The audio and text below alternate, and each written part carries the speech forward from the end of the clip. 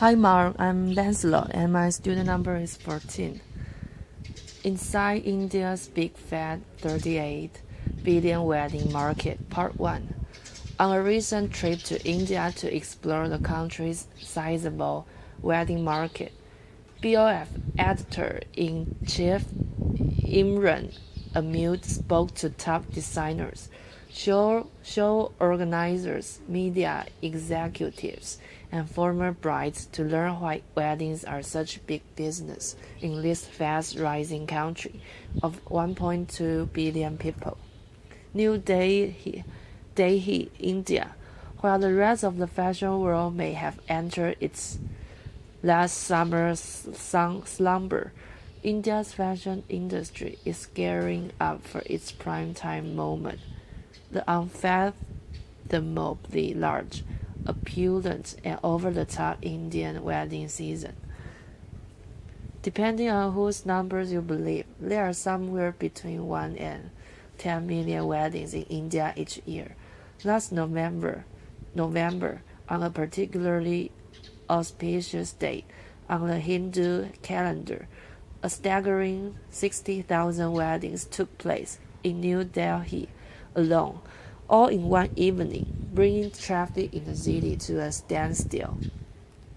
The non-stop nuptials won't begin in earnest until October, when the monsoon rains have disappeared and the summer heat has melted away, reaching a crescendo in November and December, and then again in the spring. But in preparation for this year's wedding bonanza, Indian designers have already been meeting with would-be brides and their families at luxury bridal fairs and expositions held across the country over the last few weeks. I landed in India just in time to take in the first of two back-to-back fashion weeks in New Delhi, where the country's leading designers show their bridal and couture collections in runway extravaganzas. They start with elaborate sets evoking everything from Pompeii at the height of the Roman Empire to mythical Kashmiri lotus flowers, and end with showstopper runway appearances by Bollywood's biggest stars. But the designers I spoke to almost seemed to be charting a longer-term course for a wedding market that is showing the early signs of change after years of heavy bridal fever. Opulent events. Each year, around 2,000 high-end weddings take place in India. These are multi-day extravaganzas that define the Western imagination, complete with pyrotechnics performances by gyrating Bollywood actors and international music stars, and thousands upon thousands of invited guests. The Indian wedding is the Indian wedding is the Indian wedding. There is nothing that comes close to it, said superstar fashion designer Rohit Bol over breakfast the day after his bridal show in New Delhi. Where else can you show off your extravagance, your opulence, your wealth? And each year, these weddings seem to become more and more over the top, as prominent families aim to outdo each other with even more elaborate events, more exotic destinations, more expensive clothes, and fine jewelry. There was one wedding in particular that seemed to be front of mind for many of the people I spoke to. In June 2011, up to 6,000 guests reportedly attended the wedding reception of then 21-year-old Monica Rabi, daughter of a prominent Hyderabadi industrialist, to Sridhar Rabi, scion of the Hindu Group, an infrastructure and real estate conglomerate, held in an arena next to the Rajiv Gandhi International Airport in Hyderabad.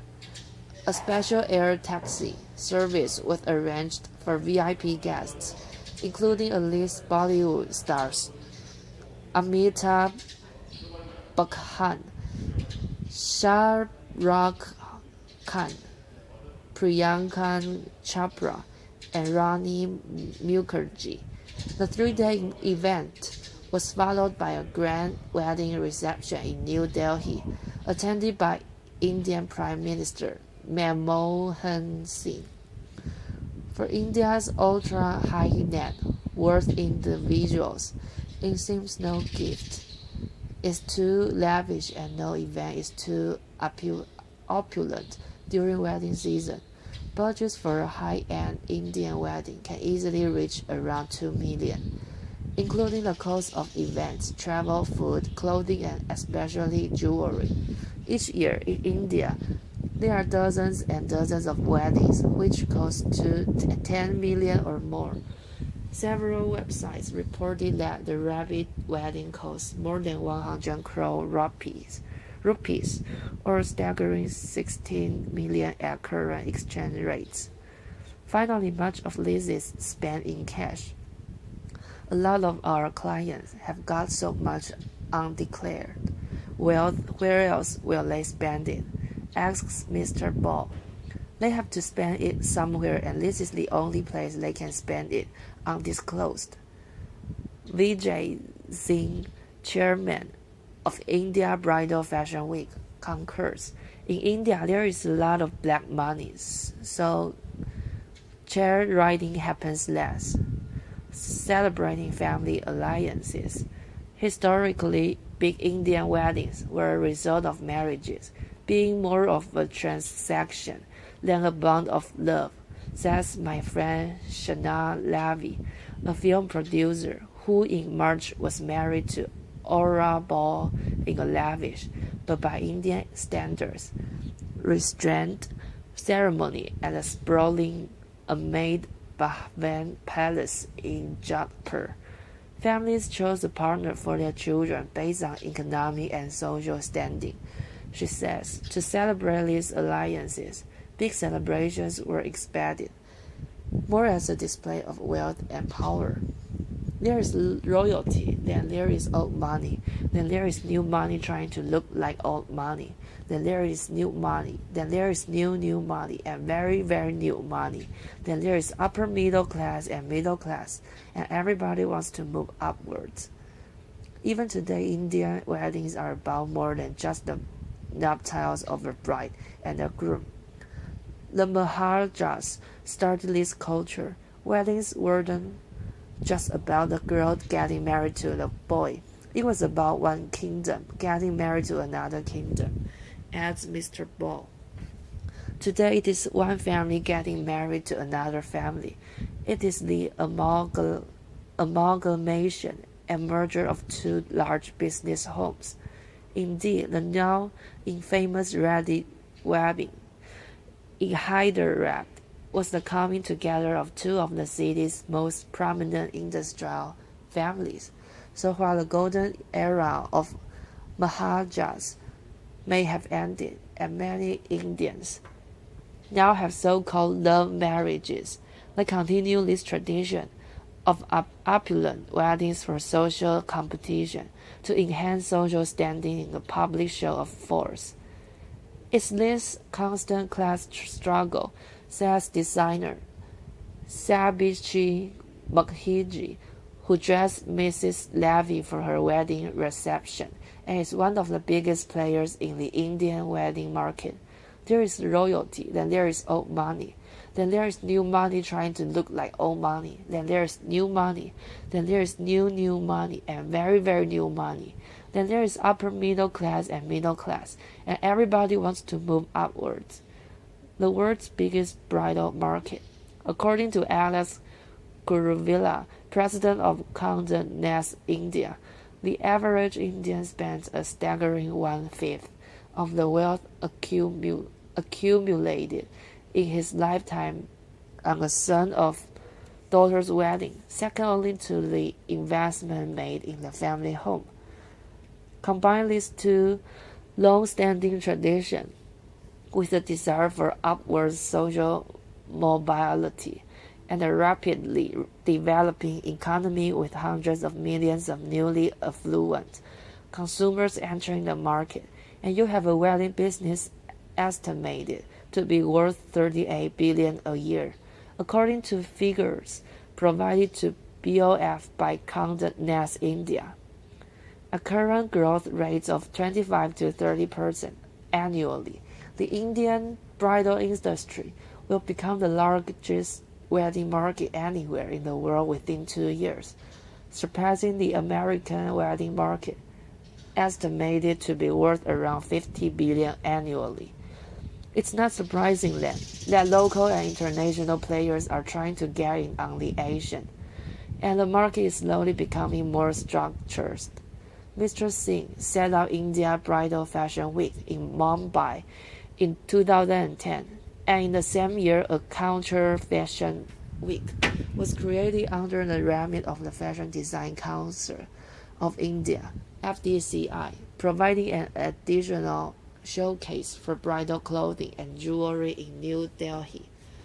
Up until then, we did not have any platform for showcasing bridal counter in this country, explains Mr. Singh, whose main business in the luxury hospitality sector, organizing between 80 and 90 luxury weddings every year.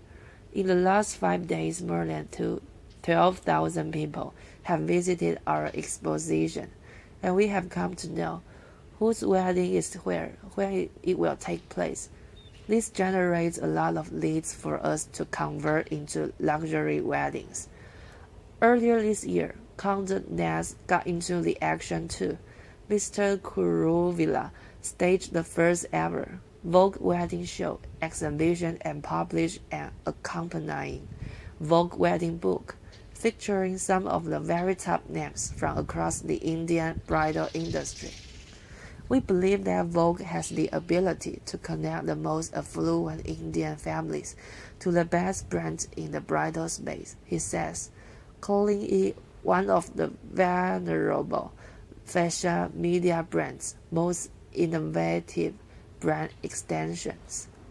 A gold rush and counter-level pricing. The single biggest part of the Indian wedding industry is the buying and selling of gold jewelry.